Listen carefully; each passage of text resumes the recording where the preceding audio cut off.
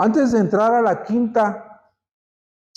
quinta sesión del libro 4, vamos a repasar un poquito la sesión anterior, que fue la 4, la doctrina del reino de Dios. Nuestro hermano Pastor Adolfo estuvo enseñando acerca de qué es el gobierno o el reino de Dios, más bien el reino de Dios. Y hubo una frase en sus libros que pues es muy sencilla para poder comprenderla, que dice: el reino de Dios es el gobierno de Dios sobre cualquier área en el que Él está en control. En cualquier lugar donde se cumpla su voluntad y esté presente en la tierra, y está presente en la tierra en cada cristiano que forma parte del reino y que está sometido a su voluntad. Esa es una definición sencilla de lo que venía en la sesión 4 del libro. El reino de Dios es el gobierno de Dios sobre cualquier área que está en control, en cualquier lugar donde se cumpla su voluntad, y está presente en la tierra en cada cristiano que forma parte del reino y que está sometido a su voluntad. También vimos una cuestión de que el reino de Dios es ahora y todavía no. ¿Se acuerdan de esa parte donde habló Adolfo de que el reino de Dios es ahora? Ya es una realidad espiritual para los que han creído, pero también hay muchas promesas que todavía no se han cumplido, que tienen que afectar en su totalidad o a plenitud el reino de Dios. Ahora y todavía no. Y vimos algunas citas en las que el Señor Jesucristo les dijo a algunos en los evangelios que el reino de Dios estaba ya entre nosotros, que ya es una realidad, pero, vuelvo a insistir, se va a manifestar de manera plenamente hasta la segunda venida de nuestro Señor Jesucristo, en el que venga a establecer su reino de manera plena y con gloria, y todos aquellos que están en rebelión, toda la humanidad que está en rebelión en contra del reino de Dios o del gobierno de Dios, entonces serán sometidos. Hasta entonces, ese reino va a ser establecido de manera plena y con gloria. Mientras tanto que eso suceda, pues el mundo está en esa transición. El mundo está en esa transición entre que el reino de Dios es hoy, todavía no, pero viene. Está en esa transición el mundo, la humanidad. Entonces, mientras que eso sucede, pues Dios nos ha llamado a todos nosotros, a los que somos parte del reino, mientras que eso sucede con el mundo, a establecer su reino, a establecer su gloria por medio de la predicación del evangelio. Dios nos ha llamado a invertir tiempo, talentos, energías, recursos, y para algunos hasta ofrecer sus propias vidas con el propósito de que el reino de Dios siga teniendo progreso en el mundo. Eso es lo que vimos la semana pasada. Entonces, hoy vamos a ver la sesión 5, ahí en sus libros, la doctrina del Espíritu Santo.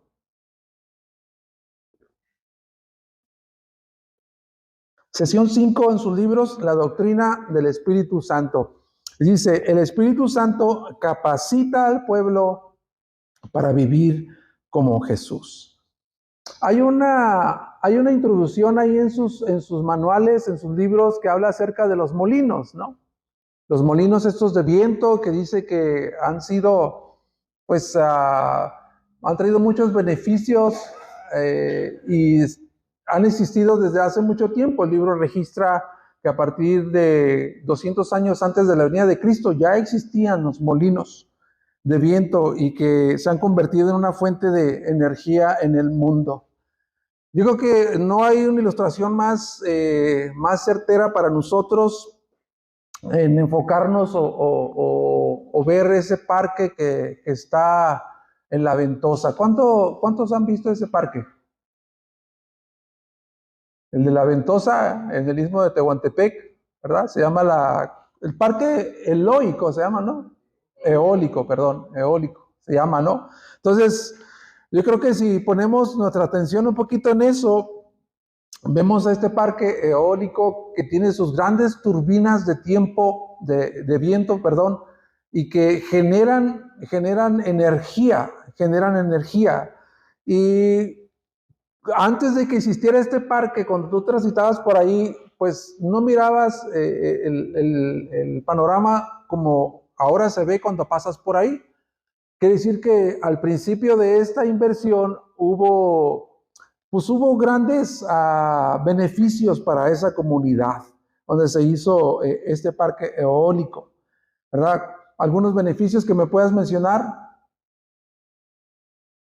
beneficios que trajeron a la sociedad o beneficios que trajeron ahí a la comunidad.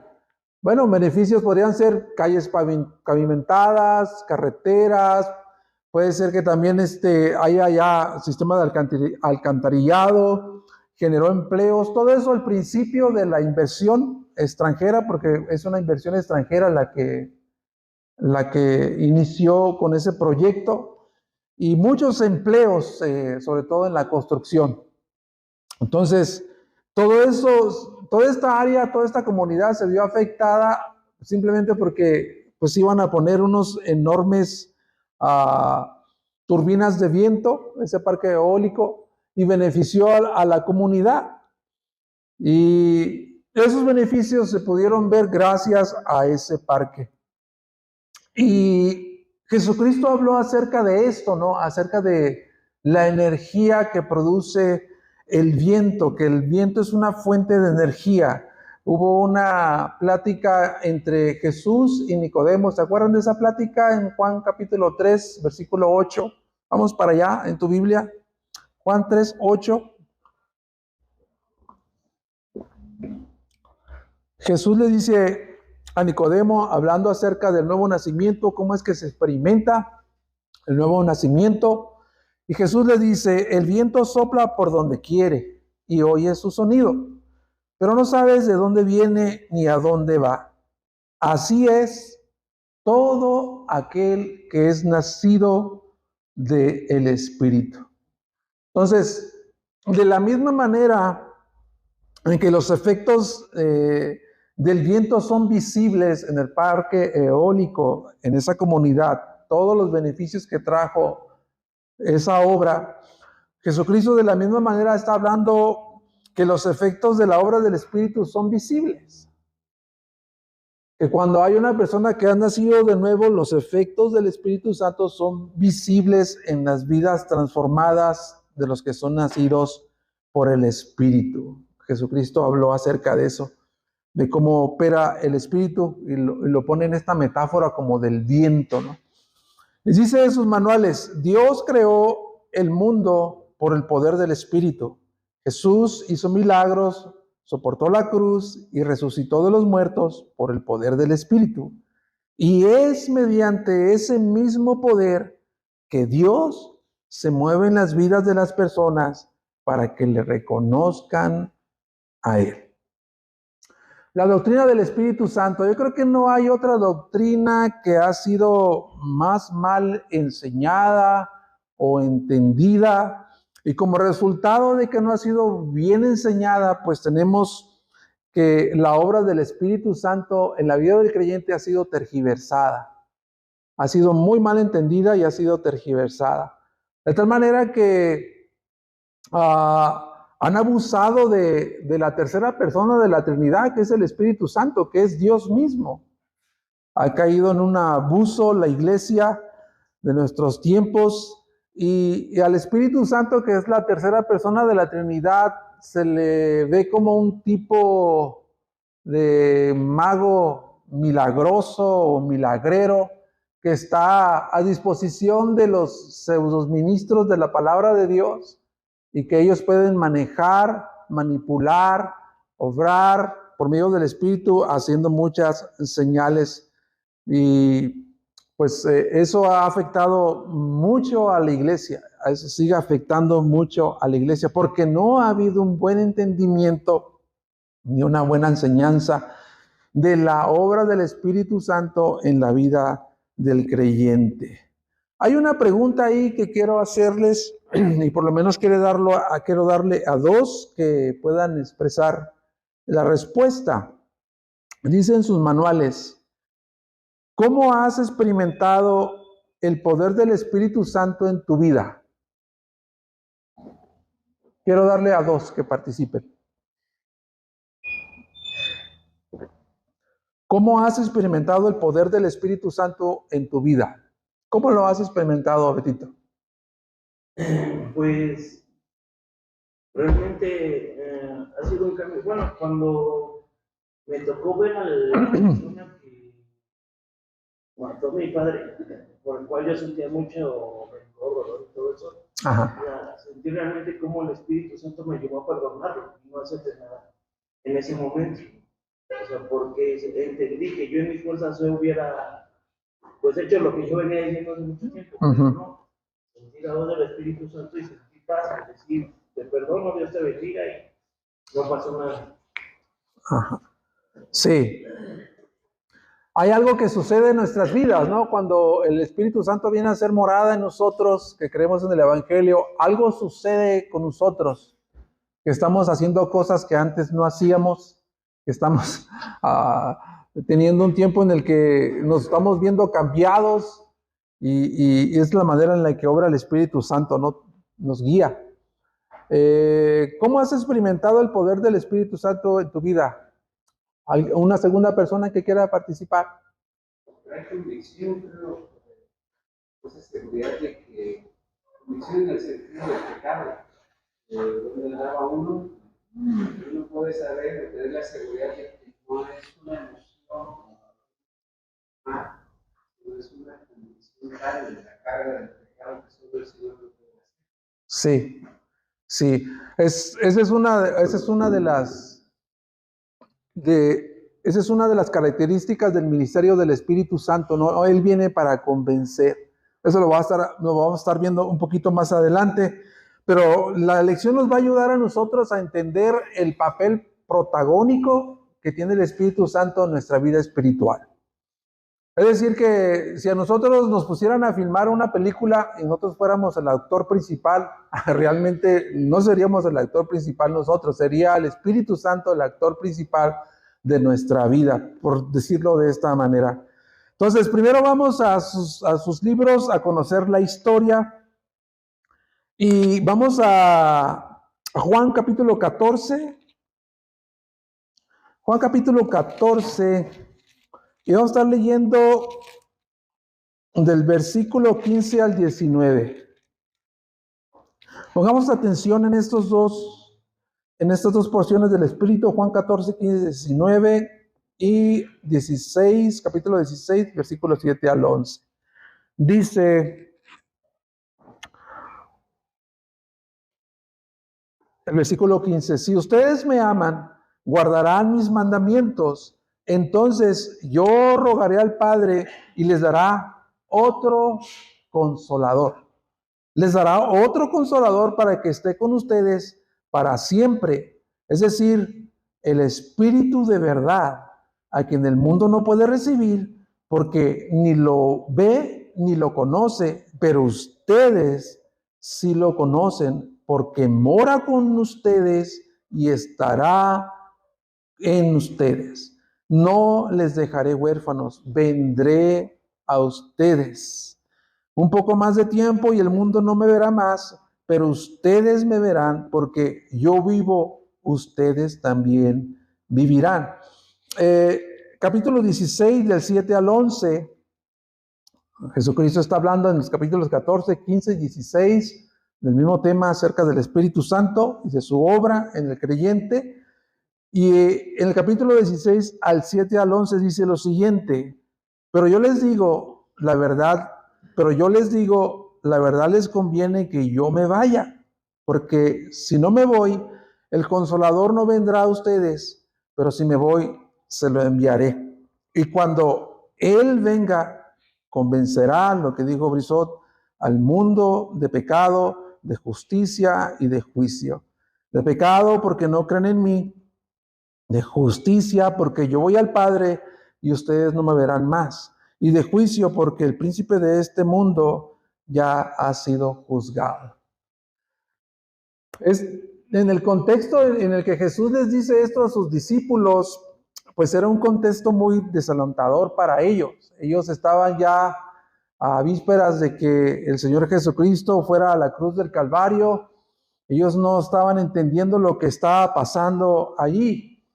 Y como cualquiera de nosotros que nos regimos por emociones, por situaciones difíciles, tenemos una reacción. Ellos tenían la necesidad de ser consolados. Jesús les había dado palabras de consuelo durante todo su ministerio, durante el tiempo que Él estuvo con ellos, pero cuando ya estaba ya inminente su partida, Él les da la promesa del Espíritu Santo y les dice, el Espíritu Santo, el Consolador, vendrá a ustedes, el Espíritu de verdad. Y esta palabra de consoladores es muy interesante, hermanos, para entender la obra del Espíritu en la vida del creyente.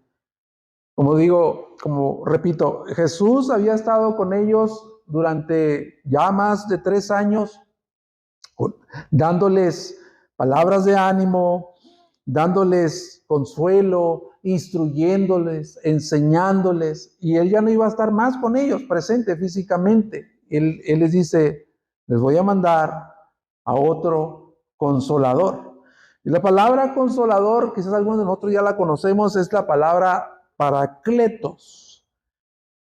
¿Qué significa la palabra paracletos? Es la palabra abogado o defensor. Es decir, que el Espíritu Santo es una persona que ha sido llamada para estar a nuestro lado, para defendernos. Eso es lo que quiere decir consolador. Y cuando Él les dice esto a sus discípulos, los discípulos pues entendían el concepto de un consolador, de un paracletos. Es decir, que alguien que puede estar en un tribunal o en los antiguos tribunales, el paracletos era un litigante en el que defendía a alguien por su causa y estaba ahí para asistirlo, para acompañarlo, para ayudarle. Ese es el trabajo que viene a hacer el Espíritu Santo, el consolador, el paracletos. Otro consolador, dice Jesús, vendrá, les voy a enviar el Espíritu Santo, otro consolador. Y esta palabra también está muy interesante. Otro es la palabra alos, A-L-L-O-S, alos, que quiere decir otra persona de la misma clase. Otra persona de la misma clase. Jesucristo les está diciendo, voy a enviarles a otra persona, pero es de la misma clase, la misma naturaleza, es de la misma clase de persona que yo. Tiene los mismos atributos divinos de la deidad. Esa persona va a venir a ustedes y va a venir a hacer residencia dentro de ustedes, de los discípulos. Y esto cambió todo, hermanos. Esto cambió todo, esta promesa cambió todo en la vida de los discípulos. Porque la vida de Jesucristo discipulando a sus 12, pues fue un tiempo en el que Él pudo de manera externa poder instruirlos, enseñarlos, consolarlos, dirigirlos, pero su ministerio terrenal de Jesucristo estaba limitado a tiempo y a espacio. A tiempo y a espacio. Cuando viniera el Espíritu Santo, eso sí, tendría que terminar, eso iba a cambiar.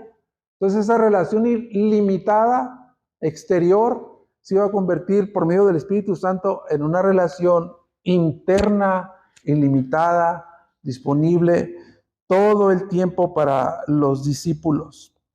Entonces ya no sería una relación externa, sino una relación interna. Jesucristo iba a estar por medio del Espíritu Santo en sus discípulos.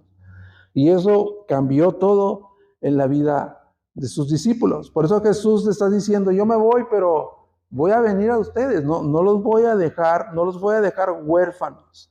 Ellos iban a ver de nuevo al Señor Jesucristo en su resurrección.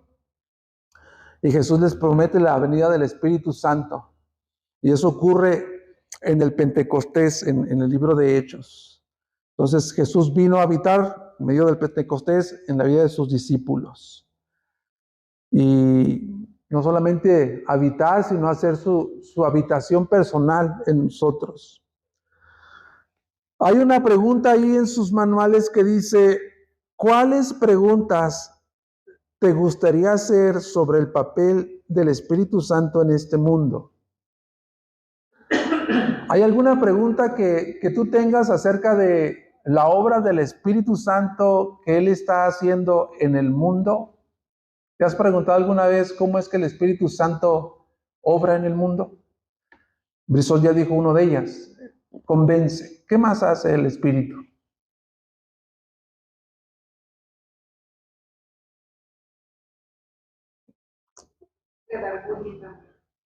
Redarguye, Ya. guía, instruye. Todo eso es lo que hace el Espíritu. Y hay algo que dice ahí en el libro donde está esa pregunta de cuáles preguntas te gustaría hacer sobre el papel del Espíritu Santo en este mundo. Dice, gracias al Espíritu Santo, Dios ha provisto todo lo que el creyente necesita para conocerle, servirle y amarle para siempre. Y esta declaración es radical y es verdadera. Dios ha provisto todo lo que nosotros necesitamos para servirle, para honrarle, para glorificarle y para amarle para siempre. La cuestión es de que nosotros no vivimos de esta manera.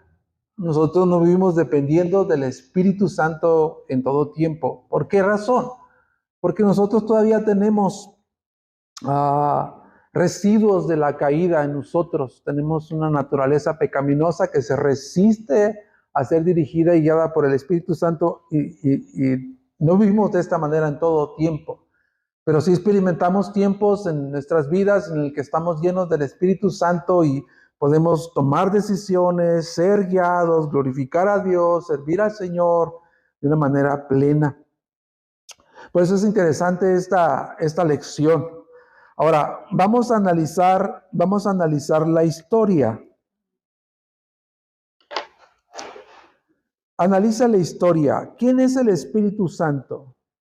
Y ahí su lección trae 3 cosas acerca de quién es el Espíritu Santo. Y la primera es, el Espíritu Santo es una persona.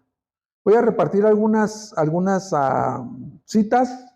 Voy a pedir a Brenda que lea, por favor, Juan 16:13. Vamos a pedirle a Griselda que lea Hechos 16:6 y 7. Y a Chania, 1 Corintios 12:11. Estas citas son con respecto a que el Espíritu Santo es una persona. ¿No leemos? Pero cuando el Espíritu de verdad venga, nos guiará a toda la verdad, porque no hablará por su propia cuenta, sino que hablará todo lo que oiga y les hará saber lo que habrá de venir. Ok. Eso es lo que hace una persona, ¿verdad? La persona del Espíritu Santo es guiar, lo que ustedes dijeron. Los guiará a toda la verdad. No hablará por su propia cuenta. ¿Qué es lo que hace una persona? Habla. Sino que hablará todo lo que oiga y les hará saber. Es una persona que da a conocer, que da testimonio, que habla. Por eso es una persona. ¿Qué dice el 16:6-7 en Hechos, Griselda? Pasaron por la región de Frigia y Galacia, habiendo sido impedidos por el Espíritu Santo de hablar la palabra en Asia. Cuando llegaron a Misia, intentaron ir a Bitinia, pero el Espíritu de Jesús no se lo permitió. Ok. ¿Qué observan en estos versículos acerca de que el Espíritu Santo es una persona? ¿Qué observaron en estos 2 versículos que vimos acerca de que el Espíritu Santo responde como una persona? ¿Qué fue lo que hizo el Espíritu Santo en este viaje misionero en el que Pablo y los que iban con él no les permitió el Espíritu Santo predicar en dónde? Ajá, en Asia. El Espíritu Santo les impidió hablar la palabra en Asia. Y cuando llegaron a Misia, intentaron ir a Bitinia, pero el Espíritu de Jesús no se los permitió. ¿Qué habla eso acerca del Espíritu Santo como una persona? El Espíritu Santo tiene una voluntad. No es una fuerza impersonal, no es una fuerza activa. Una fuerza activa no guía, no habla, no dirige, no se impone, ¿verdad? Entonces, el Espíritu Santo es una persona, no es una fuerza activa, dice su libro, ni un poder místico. El Espíritu Santo es una persona que habla, testifica, guía, manda. Es una persona a la que se le puede entristecer, mentir, blasfemar. Es una persona que tiene pensamientos, emociones y voluntad. Es lo que dice la lección, y esa es una verdad. La Biblia lo dice, ¿no? Hay muchas citas acerca de eso. No tenemos mucho tiempo para detenernos ahí. Vamos a seguir adelante. La segunda cosa que dice que ¿quién es el Espíritu Santo? Dice que el Espíritu Santo es Dios. Vamos a leer, vamos a ir a David que lea Hebreos 9:14, Beto Isaías 40:13 y Adolfo el Salmos 139, 7 y 8.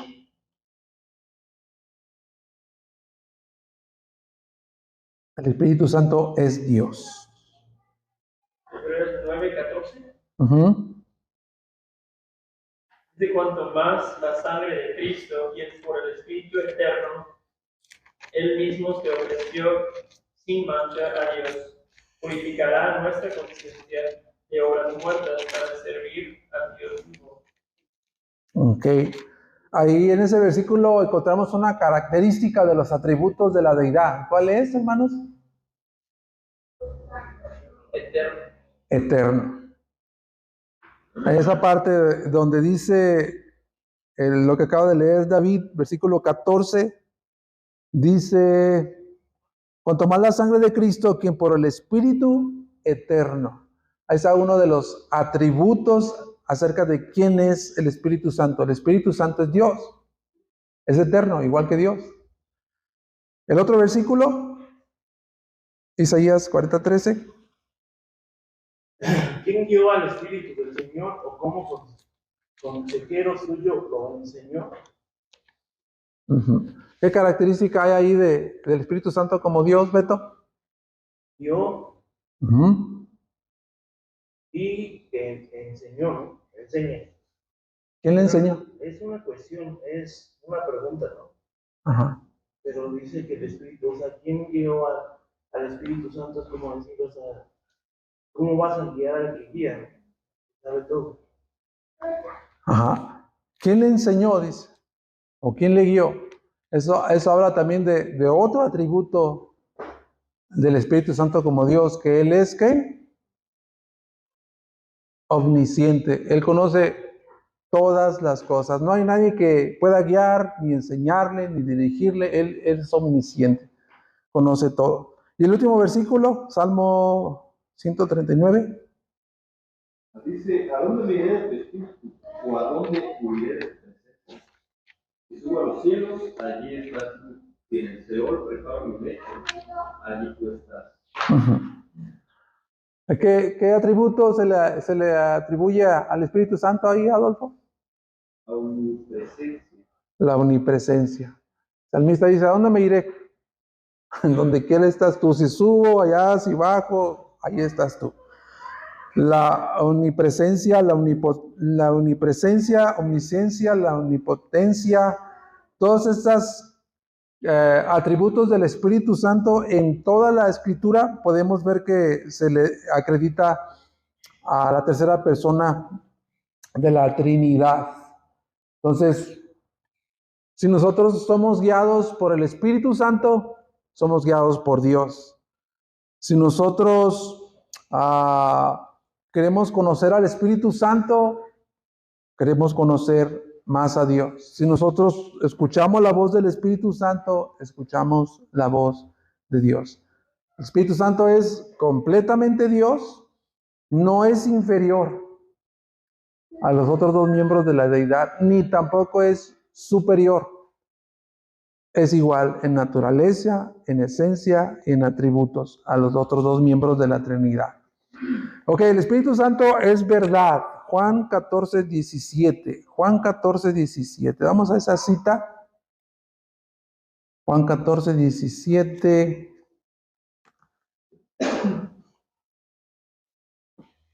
Ya la leímos hace un momento, pero lo vamos a volver a leer. El Espíritu Santo es verdad. Dice, versículo 17, desde el 15, dice, si ustedes me aman, guardarán mis mandamientos, entonces yo rogaré al Padre y Él les dará otro consolador para que esté con ustedes para siempre, es decir, el Espíritu de verdad. El Espíritu de verdad. Dice su manual, su libro de lecciones de sección 5, que el Espíritu Santo no solamente es la fuente de verdad, no es la fuente de la autoridad de las Escrituras, de la revelación escrita de Dios, sino también es quien guía a la verdad. Dos cosas. Es la fuente, pero también es aquel que guía a la verdad. Por eso es el Espíritu de verdad. Jesucristo está diciendo, cuando yo me vaya y quede ausente de ustedes, va a venir otro de la misma esencia, de la misma persona que yo, con los mismos atributos que yo, es Dios mismo, y Él va a continuar enseñándoles, Él va a consolidar la obra que yo inicié en ustedes. Y una de las cosas que va a hacer es revelarles las Escrituras, la fuente de la verdad.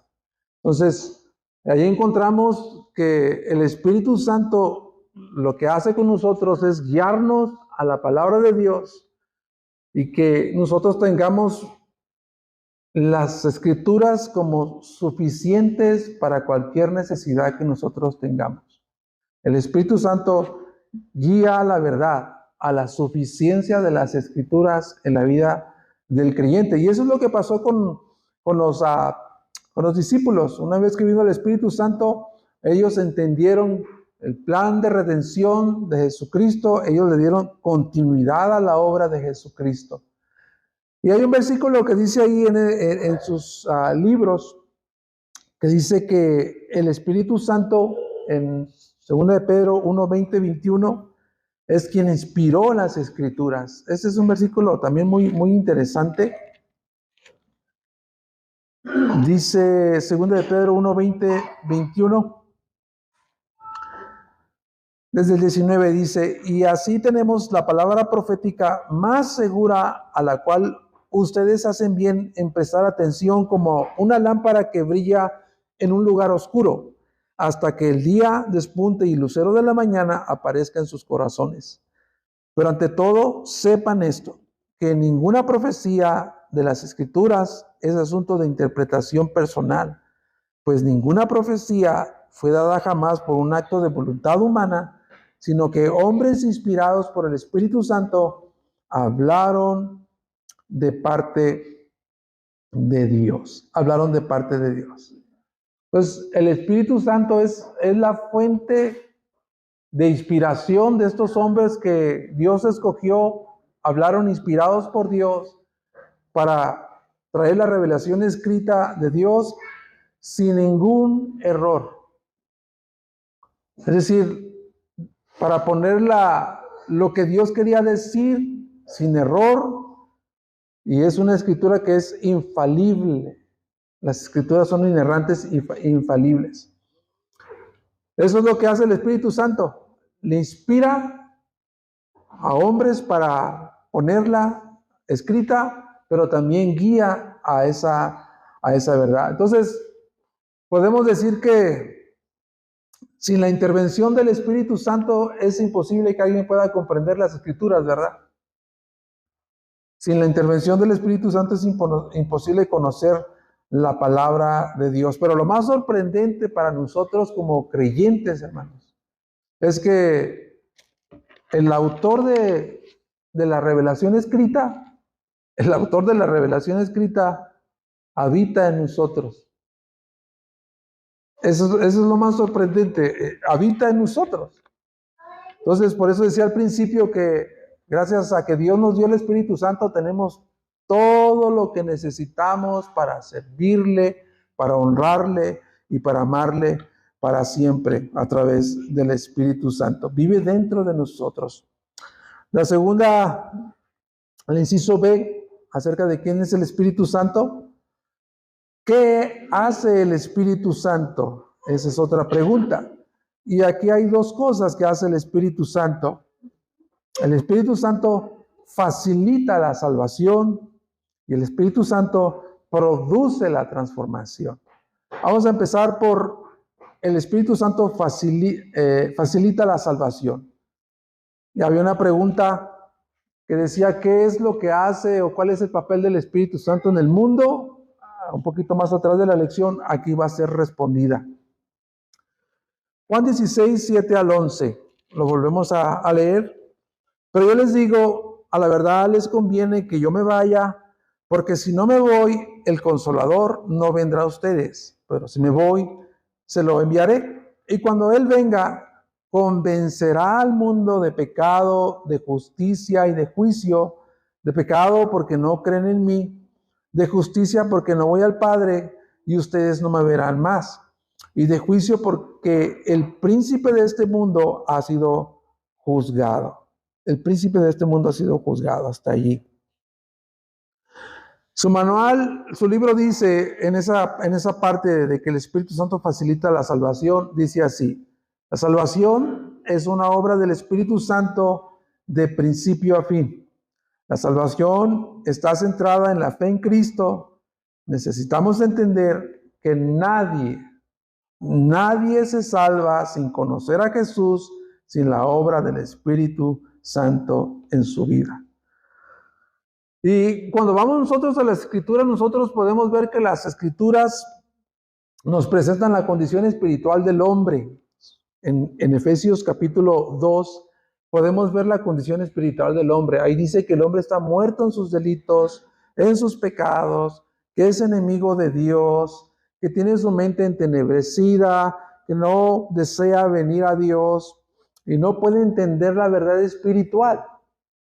Hay un versículo en 1 Corintios 2:14 que dice que al hombre natural, al no nacido de nuevo, al no regenerado, no acepta las cosas del Espíritu Santo porque para él son locura, dice.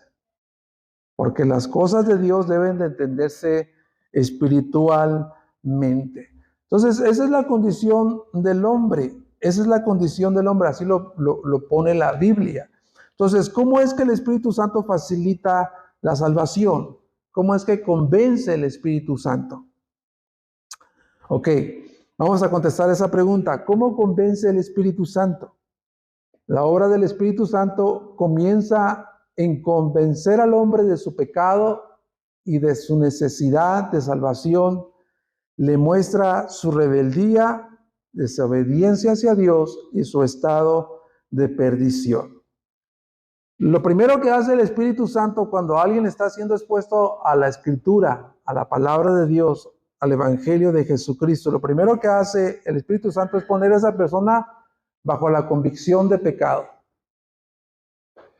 Esa persona tiene que sentir la losa pesada de su pecado sobre de él, de tal manera que se arrodille y que el Espíritu Santo lo guíe a verse perdido con la necesidad de un Salvador.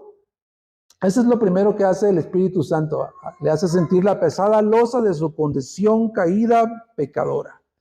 No sé cuántos recuerdan ese pasaje en el libro de Hechos, en el capítulo 2, donde Pedro, después de que vino el Pentecostés y descendió el Espíritu Santo en ese grupo de personas, Pedro empieza a predicar su primer sermón. Y en ese primer sermón se convirtieron, ¿cuántos? 3,000 personas se convirtieron ahí. Dice que después de que Pedro terminó de predicar ese sermón, dice que los judíos se compungieron de corazón, dice, y les dijeron, ¿qué haremos? Hermanos, arrepiéntanse, les dijo Pedro, y bautícese cada uno de ustedes y recibirán el don del Espíritu Santo. Esta palabra que dice que se compungieron de corazón es la palabra atravesar con una daga. Ellos escucharon el evangelio de la resurrección de Jesucristo de los muertos, sabían que Jesucristo era el Mesías, y ellos sintieron que una daga, que la Biblia dice que la escritura es como una espada de dos filos, penetró en su corazón. Eso es lo que hizo el Espíritu Santo. Ellos sintieron la pesada losa de su pecado, de su perdición, de su condición pecaminosa, y dijeron, ¿qué tenemos que hacer? Arrepiéntanse. Eso es lo primero que hace el Espíritu Santo. Y alguien dijo que si Pedro hubiera predicado este sermón sin que el Espíritu Santo hubiera descendido en el Pentecostés, él pudo haber predicado a esas 3,000 personas y ninguna se hubiera convertido. Porque eso es lo que hace el Espíritu Santo, convence de pecado, convence de pecado. Y vamos a detenernos ahí, hermanos, para que nosotros entendamos la dimensión de la responsabilidad que tenemos nosotros como iglesia, a la cual nos ha llamado Dios. La iglesia fue llamada a predicar a los muertos, hermano. La iglesia de Cristo que somos nosotros fue llamada a predicar a los muertos en un mundo hostil al evangelio. Y gracias a Dios, en esta tarea de predicar a cadáveres vivientes, no estamos solos. Tenemos al Espíritu Santo que está con nosotros.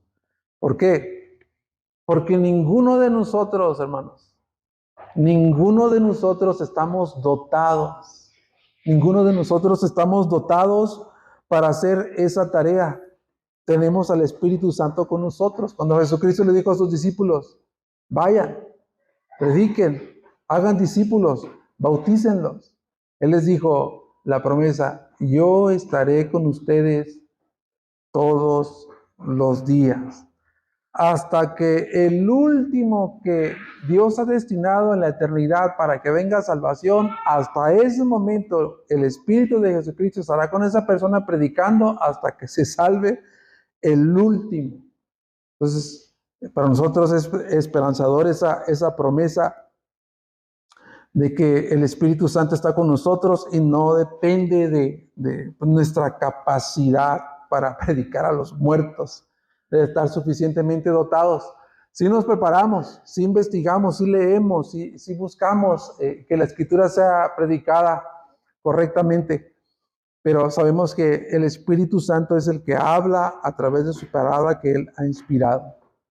Y pues también es bueno que nosotros como iglesia oremos por los que están enseñando, predicando.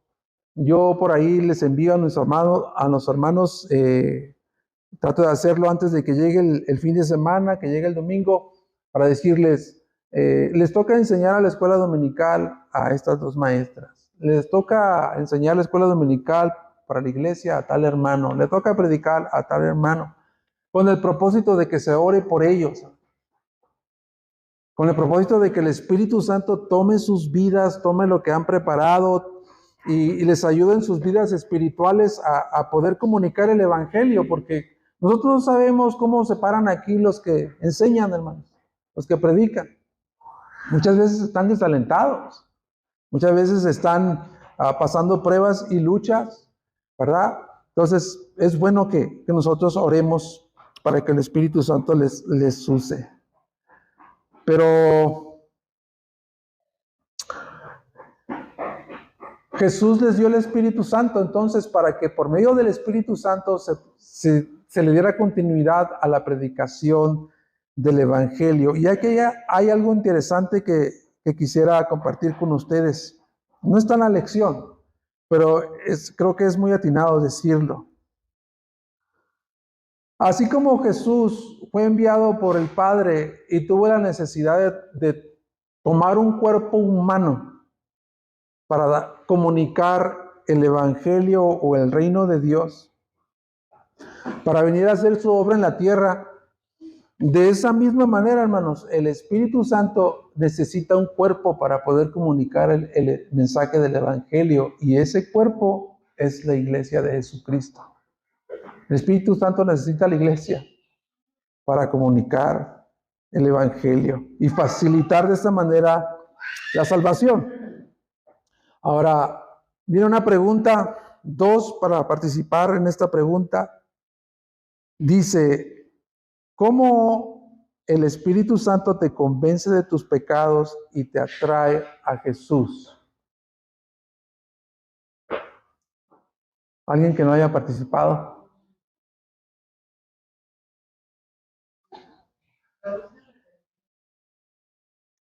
Produce arrepentimiento genuino. Muy buen punto. Muy buen punto. Arrepentimiento genuino. ¿Qué otra cosa? ¿Cómo es que el Espíritu Santo te convence de tus pecados y te atrae a Jesús? Te ayuda a ver la santidad de Jesús.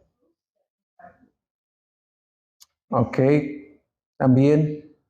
Sí, yo creo que lo que más nos debe de interesar a nosotros es ponernos en la balanza en el que nos estemos comparando no con los demás, sino con Jesucristo, ¿verdad? ¿Cómo estoy yo? Es como mirarme al espejo y decirme, ¿me estoy pareciendo más a Cristo o la vieja criatura, el viejo Eduardo sigue gobernando, sigue obrando, sigue tratando de imponer su reino? Esa sería una manera muy interesante en la que nosotros podamos hacerlo cada mañana, ¿no? Pararnos en el espejo y preguntarle al Espíritu Santo si seguimos nosotros siendo conformados a Cristo. Lo estamos siendo. Yo creo que eso es lo que está haciendo. Ahora, lo último, dice que el Espíritu Santo produce la transformación. Juan 16, 13 y 15. Dice, pero cuando Él venga, el Espíritu de verdad los guiará a toda verdad, porque no hablará por su propia cuenta, sino hablará todo lo que oiga y les hará saber lo que habrá de venir. Él me glorificará. Él me glorificará porque tomará de lo mío y se los hará saber a ustedes. Todo lo que tiene el Padre es mío. Por eso dije que Él toma lo mío y se los hará saber a ustedes. Bien, ¿cómo es que produce la transformación el Espíritu Santo? Sus libros dice que el Espíritu Santo no solamente facilita la salvación al ser iluminados por la palabra de Dios y convencidos de pecado, sino que además nos transforma para que lleguemos a ser nuevas personas que reflejemos el carácter de Cristo. En esta cita Jesús dice, pero Él, el Espíritu de verdad, cuando Él venga, los va a guiar a toda la verdad. Entonces, la función del Espíritu Santo en el creyente es guiar. Aquí vamos a ver que tiene algo que ver con la transformación. Lo que tiene que hacer el Espíritu Santo es guiar. Es guiar, literalmente conducirnos por un camino. Eso es lo que quiere decir. Cuando Él venga, Él los va a dirigir por el camino. Es decir, que el Espíritu Santo va delante de nosotros y Él es el que va dirigiéndonos. Él sabe perfectamente el camino hacia donde quiere que vayamos. Y ese camino nos conduce a Cristo, nos quiere mostrar a Cristo. Ahí nos quiere dirigir el Espíritu Santo, a Cristo. ¿Qué es lo que va a hacer el Espíritu Santo para guiarnos a Cristo? Él no va a hablar de su propia cuenta, dice, Él va a hablar de mi parte. Todo lo mío se los hará saber a ustedes. Otra referencia de Jesucristo de que la transformación del creyente está en la suficiencia de las Escrituras. Las Escrituras son suficientes, dice, para instruir, redarguir, corregir, a fin de que el hombre y la mujer de Dios sean capaces para toda buena obra. Entonces todo lo que tiene que ver con la historia de redención o todo lo que tiene que ver con la obra de redención de Cristo y sus enseñanzas, el Espíritu Santo es quien nos va a revelar a cada uno de nosotros. Es lo que llamamos nosotros iluminar las verdades de las Escrituras. Es decir, que Él las va a hacer más claras a nosotros. Todas las verdades de las Escrituras que tienen que ver con nuestra transformación, Él las va a clarificar de una manera eficaz para que nosotros crezcamos espiritualmente y seamos más parecidos a Jesucristo. Desafortunadamente, eso no se ha predicado por mucho tiempo en las iglesias, se sigue predicando otra cosa. Y en vez de que el Espíritu Santo guíe, dirija, transforma al creyente, de alguna manera los ministros presentan a un espíritu que manipula, a un Espíritu Santo que no guía, a un Espíritu Santo que manipula. ¿O cómo? Bueno, hay muchos pseudos ministros del Evangelio que traen nuevas revelaciones, visiones, profetas, que supuestamente son inspirados por el Espíritu Santo, pero todo eso en vez de contribuir a la edificación de la iglesia, pues más bien la lleva a una confusión y a una controversia y a la división de iglesias. Entonces, el Espíritu Santo está encargado en la transformación del Espíritu, porque Jesucristo dijo, Él me va a glorificar. Él me va a glorificar. Su libro dice, en las tareas devocionales durante la semana, de ahí lo tomé, él dice así, Él nos cambia de adentro hacia afuera, haciéndonos más parecidos a Jesús. Él nos convence de pecado y cambia progresivamente nuestro carácter. Él produce nuevos deseos hacia Dios por la santidad, la verdad, la justicia. Él te llena de amor, gozo, paz, paciencia, dominio propio. Él nos da los dones y el poder para servir a Dios y servir a nuestros hermanos en la iglesia. Fuera de querer hacer eso en nuestras fuerzas, no se puede hacer a nuestra propia cuenta ninguna de las cosas que he mencionado. No lo podemos lograr. Tiene que ser el Espíritu Santo. Y una de las cosas en que se han enfocado erróneamente acerca de la obra del Espíritu Santo es que se le ha dado mucha énfasis a la obra del Espíritu Santo de empoderar a la iglesia, recibir poder para servir a la iglesia, para tener ministerios, que es verdad. La Biblia dice que el Espíritu Santo reparte dones como Él quiere, que nos capacita, que nos da los dones para servir.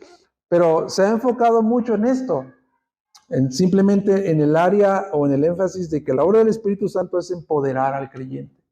Y la parte de transformar al creyente quizás no es mucho predicada, pero el Espíritu Santo está involucrada en la transformación del creyente. Para terminar, ¿cómo es que el Espíritu Santo obró en la vida de nuestro Señor Jesucristo? Si Jesucristo, que fue 100% Dios y 100% hombre, dependió completamente del Espíritu Santo, cuanto más nosotros, ¿verdad? Seres humanos, mortales, pecadores, necesitamos del Espíritu Santo. Entonces, fíjate cómo obró el Espíritu Santo, la obra del Espíritu Santo en la persona de Jesucristo. Primero vemos que Jesucristo fue engendrado por el Espíritu Santo. Jesucristo fue ungido por el Espíritu Santo en su bautismo e iniciado en su ministerio público. Jesucristo fue guiado por el Espíritu Santo para ser tentado en el desierto. Jesús en su ministerio terrenal, por medio del Espíritu Santo, echó fuera demonios, hizo milagros, enseñó multitudes. Y Jesús, por el medio del Espíritu Santo, el Espíritu Eterno dice, se ofreció como un sacrificio por nosotros. Y por medio del Espíritu Santo consumó su obra al resucitar de los muertos por medio del Espíritu Santo. Eso es un modelo para nosotros.